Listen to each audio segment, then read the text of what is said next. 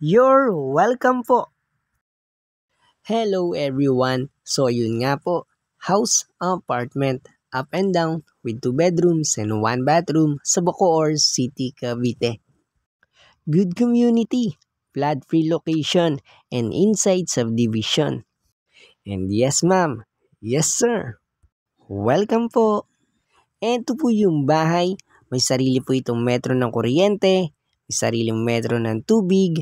Ito yung kanyang living room, yung sala, yung dining area. At kung mapapansin nyo yung flooring, fully tiles na. At yung wall naman, kailangan papinturahan para mas lalong gumanda. Sa taas, merong 2 kwarto, merong provision para sa aircon, at merong built-in cabinets. Yes, mula dito sa bahay, ang location ng school, ng highway, ng market, malapit lang lahat, walking distance lang. So ayun, ito yung kanyang bathroom.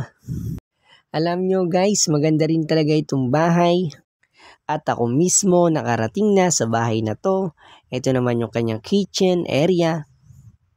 Yes po, personal ko na na-visit itong bahay. Kaya kinuwanan ko ng video, kinuwanan ko ng picture. Ito naman yung kanyang extra space na parang bodega. Syempre po, ginagawa ko ito.